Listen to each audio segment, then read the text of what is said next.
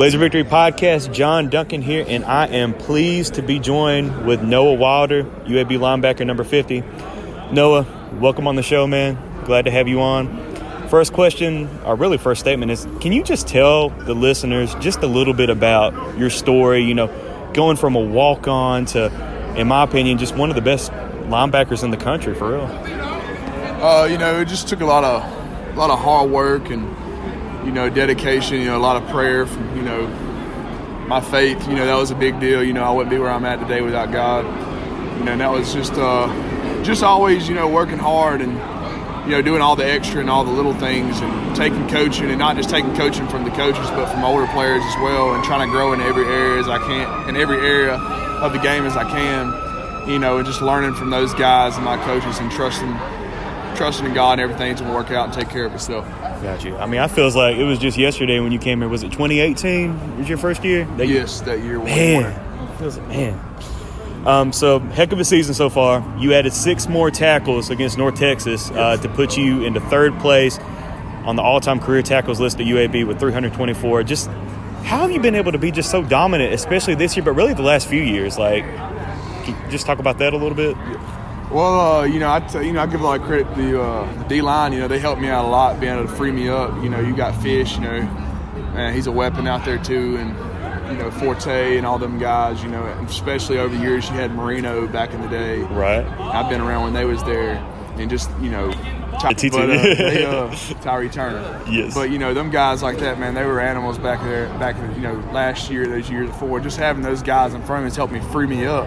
And, just testament to my coaches, they've coached me a lot and helped me out a lot over the years, and just growing as a player, even just learning from those older guys as well, man, and just staying in the playbook and giving you that extra step in your game is a big deal, is knowing your playbook and where everything's going to, hit before it happens. Gotcha. That's a big thing to it. Gotcha. So another big game coming up this Saturday, Baton Rouge, LSU, a quote-unquote P5 game. And I know you played in a few of those, whether that's Tennessee in 2019, Miami in 2020, yes. Last year Georgia. Did you play in the A&M game in 18? No, y'all don't think you – No, that year I transferred So you had to sit out. Sit out a year. Gotcha. Well, just – these opportunities have to be special for everybody, right?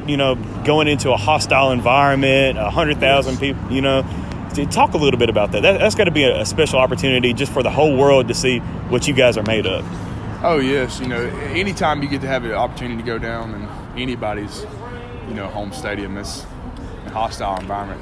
It's hard. It's always hard to get a win wherever you're at, especially to a place like Death Valley, but I believe, we believe in this team. We believe we got what it takes, and especially this would be a great win to get an away game and prove everybody wrong this season. Yes. And just capitalize on that, because I know what this team's capable of, and these coaches, and we all believe in each other, and that's it. It's us sticking together and trusting in each other, and we'll go down there and we'll take it. And for you, looking at this game, what are going to be the key games to try and shock the world and, perform well and try to get the upset in Tiger Stadium this Saturday? Say it again. So what, in your opinion, what are the key aspects of trying to pull off the upset this Saturday? Like just believing in each other. Yeah. And trusting the person next to you.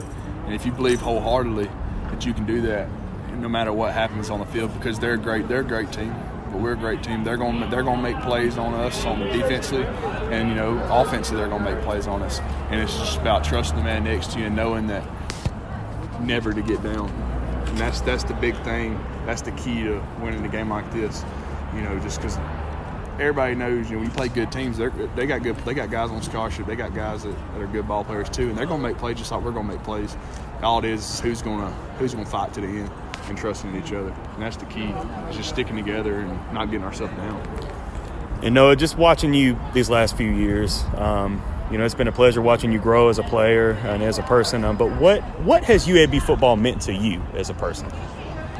UAB football means a lot to me. Even when I'm done, I'm always going to cheer. These have been the best 4 years of my life, playing football, and just I've made so many friends over these last few years, and it's a blessing, especially from what I came from and to where I'm at now.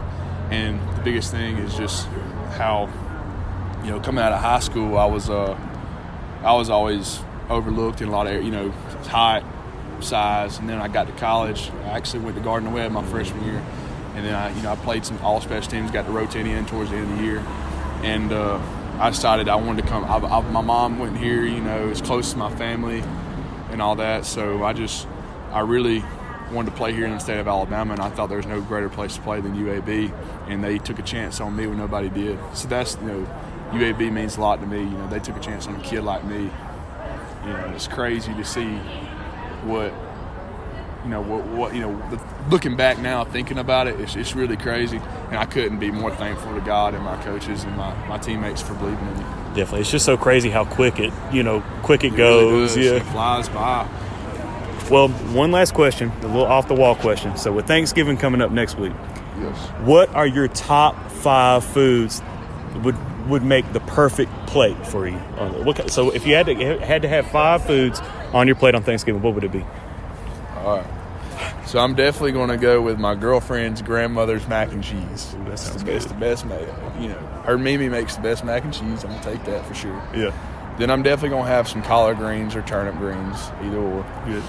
My grandmother's butter beans. Ooh. Man, I don't know how. I'm going to name the whole place. So I got Go mac for and, it. Hey, you can name more than 5. Yeah. mac and cheese, collard greens, butter beans. I'm a country boy, so that's really, definitely going to have some my aunt's chicken casserole. That's 4. And then I'm a big fan of dressing, but I feel like you can't really add that. I'm trying to add something else. Dressing. Just dressing. Now, are you a cranberry sauce fan too, or no cranberry sauce? I don't put cranberry sauce on my dressing, but I do eat the cranberry sauce. Okay. See, I've got to have the fake cranberry sauce, and I put that on my dressing. So yeah, but definitely those. Awesome. Well, Noah, it's been a pleasure, man. Yes, sir. Thanks so much for taking the time with me.